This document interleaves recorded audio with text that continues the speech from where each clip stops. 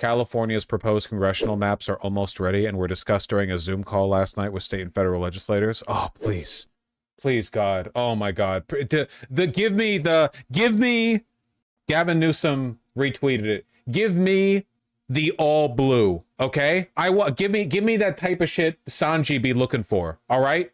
Give me the all blue California with every single fucking district. Even in a bad year for California Dems, you can create a 52 Democrat, 0 Republican map with no seat being less than Harris plus 10. It's beautiful. It's fucking beautiful. We would never lose the House again. Yeah, what I want to know, what psychopath took the time to make this map, and I want them working full underneath Newsom. Right there, I need like direct advisory relationship. Make the Republican Party choose the nuclear option. They can't gerrymander as good as we can. Demographically, it's not possible. Leaving aside the fact that we have a population advantage, there's also the problem that our biggest population centers are concentrated in cities. Theirs aren't. We can more intelligently split, crack and pack and so on because the people whose votes we're trying to work around and maximize for are centered in cities. It gives us, we get more of the ability to pull out people in these reliable maps, you know? We have a natural advantage. And true, the GOP have already gerrymandered in a lot of their big population states. Permanent Dem supermajority map.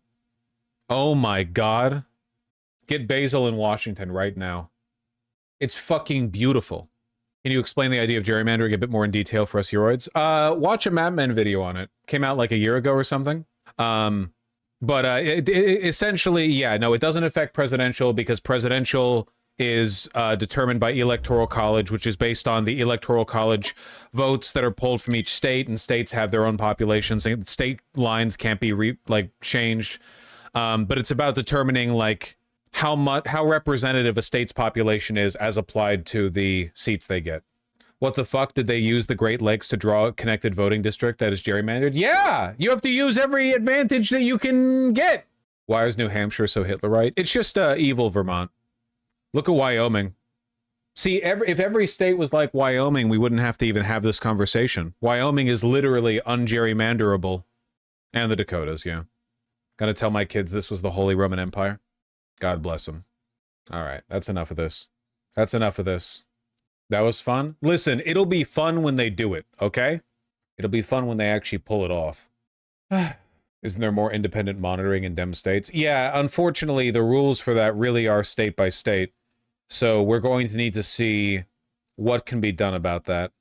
Have you heard of the Interstate Popular Vote Compact? Yes. If gerrymandering becomes so prevalent that most or all states are basically codified as blue or red, wouldn't that pave the way for secession/civil war?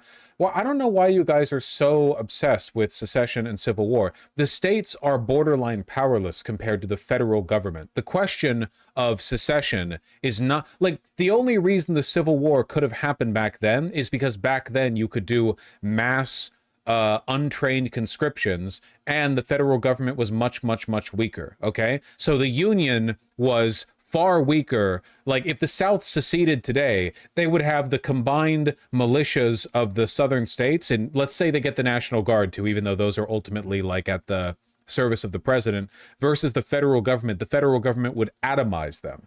It's not a question of like states versus states. It's a question of where the federal government goes. And if you secede, you're basically saying like, federal government, we're not fucking with you, which puts you on the wrong side of that conflict. What if the states have nukes? They don't. Every nuclear facility in the United States is run by the federal government, not states. Meaning that they are like mega bunkers on lockdown, guarded by federal soldiers, and they couldn't be activated or used without the federal government anyway. Well, if you broke in, killed everyone, stole a nuke, I'm sure you could do some damage, but you really don't want to fight the federal government. I think you confuse federal government military. No, I don't, because the military is at the behest of the federal government. It's not really confusing them. They're the same. I'm scared America is going to do with MAGA what we did with Nazis and file them under unique evil that happened because their brains were built different. Yeah. I don't really think that we're I don't think we've even the more radical Democrats, I don't think they've really like reconciled with what it would require to deal with this, you know? Like what is necessary? What would need to be done to fix this? I just thought maybe with social and financial collapse, the National Dems and GOP could basically take their federal resources and completely split the nation. Can't happen, no. It's the world is just very, very, very different. In order for a civil war like that to really happen, you need a meaningful schism, the kind of shit you see in like you know, Sudan, right? Or Myanmar. There needs to be it can't just be there's a lot of partisan division. You need like a schism between two comparable power bases. But the states fighting over districting doesn't really translate into the federal government itself splitting. I mean, who knows? The way things are going, if something like that was going to happen, I think it would be predicated by some kind of climate collapse. That's what I think. I think it would need to, that's what would need to like feed into it, you know? Some massive fuck up in resources, in you would have like refugees going all over the place. That's the kind of thing that could lead to tensions that might break in a violent way, in my opinion.